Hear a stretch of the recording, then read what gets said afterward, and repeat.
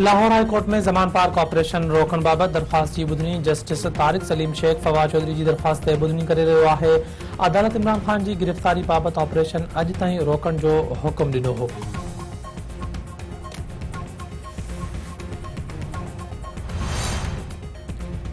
सुषमा वारी वफ़ाक़ी वज़ीर मरियम औरंगज़ेब चयो आहे त ज़मान पार्क में रियासती इदारनि खे चैलेंज कयो पियो वञे। इमरान ख़ान के मुल्क में घरू वेड़ तशद्दुद एनआरकी के हवा ॾियण जी इजाज़त हरगिज़ नथी ॾेई सघिजे।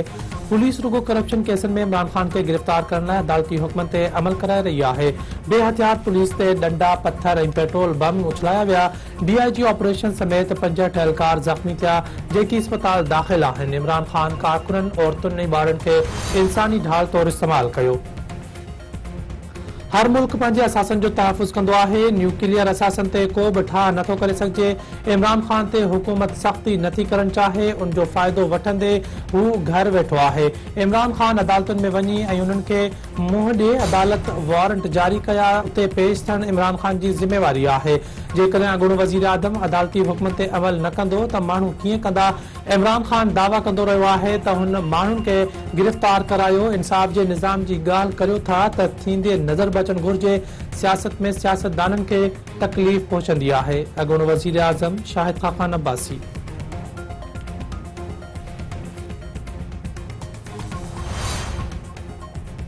तहरीक इंसाफ के अगवान फवाद चौधरी चयो आहे त पाकिस्तान जे डिफॉल्ट जो ख़तरो आहे। मुल्क के मुआशी ॾुखियायूं साम्हूं आहिनि। इसहाक डार हाणे मुल्की सलामती सां खेॾे रहियो आहे। इसहाक डार जो बयान नए बहरान तरफ़ इशारो आहे। मिफ्ता इस्माइल मईशत जी तबाही जो मिशन शुरू कयो। इसहाक डार मुआशी तबाही के मिशन के मुकम्मल करे रहियो आहे। इसहाक डार सबब IMF सां लाॻापा मुतासिर थिया। हर पासे खां इमरान ख़ान जा आवाज़ अची रहिया आहिनि।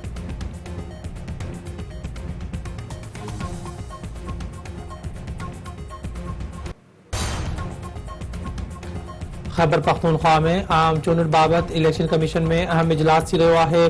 चीफ सेक्रेटरी ऐं IG KP सूबे जे सिक्योरिटी सूरत हाल ते ब्रीफिंग ॾींदा।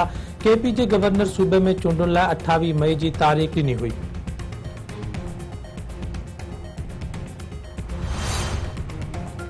वज़ीर आज़म शहबाज शरीफ जी सदारत हेठि वफ़ाक़ी काबीना जो इजलास थी रहियो आहे। इजलास में मुल्की सियासी ऐं मुआशी सूरत हाल जो जाइज़ो वरितो वेंदो। सिक्योरिटी एंड एक्सचेंज कमीशन जे ॿियनि अथॉरिटीज़ सां गॾु यादाश्तनि जी मंज़ूरी ॾिनी वेंदी।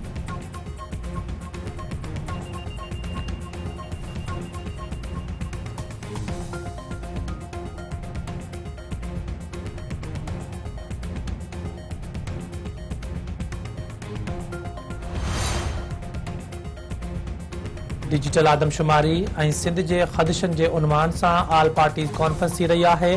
कॉन्फ्रेंस पीपल्स पार्टी जी मेज़बानी में थींदी। सूबे जे मुख़्तलिफ़ पार्टियुनि खे शिरकत लाइ दावत। GSN महाज़ ऐं MQM तरफ़ां शिरकत न करण जो फ़ैसिलो।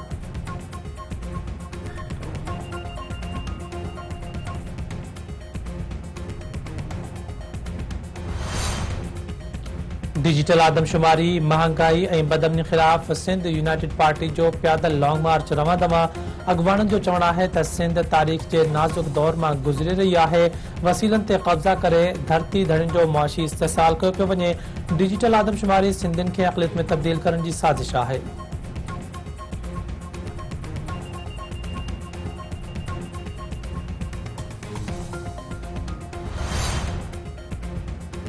करमपुर वेझो नापरकोट थाणे जी हद कोरी वाह वटां हथियार बंदन हथां पोरियत अब्दुल करीम झंगवाणी अगवा। मुगी जे बाज़ियाबी लाइ वारसनि जो इंडस हाईवे ते एहतजाजी मुज़ाहिरो ऐं धरणो। कंदरा वेझो हिंदू नौजवान साहिल कुमार अगवा। पुलिस ऐं ॻोठाणा धाड़ेलनि पुठियां रवाना।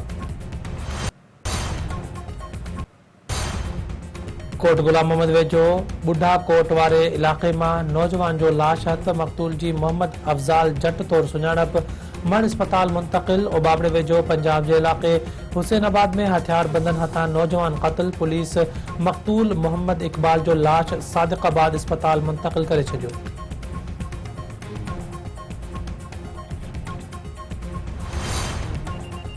उडेरोलाल स्टेशन वेझो अंबनि जे बाग मां नौजवान जो वण में टंगियल लाश हथ। पुलिस जो चवणु आहे त गुलाम खोसो जो लाश कामिल घांगलो जे बाग मां मिलियो। वधीक जांच कई पई वञे।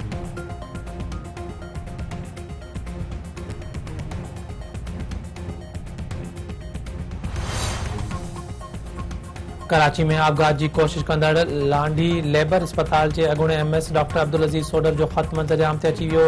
डॉक्टर अब्दुल अज़ीज़ सोडर जे हथ सां लिखियल ख़त में ज़िम्मेवारनि जा नाला लिखियल DHO मलीर मक़बूल मेमून, सेक्शन ऑफिसर आगा अल्ताफ़ ऐं सेक्रेटरी हेल्थ जे पर्सनल सेक्रेटरी ज्वाइनिंग लाइ 5 लख रिश्वत घुरी। DHO ऐं PPHI वारनि तंग कयो। मरण बिना को ऑप्शन नाहे बचो। डॉक्टर अब्दुल अज़ीज़ सोडर। पाकिस्तान सुपर लीग जे एलिमिनेटर 2 में लाहौर कलंदर पेशावर ज़ल्मी में मामलो थी रहियो आहे। एलिमिनेटर 1 में इस्लामाबाद यूनाइटेड खे शिकस्त ॾिनी पेशावर ज़ल्मी एलिमिनेटर 2 लाइ जाइ ठाही।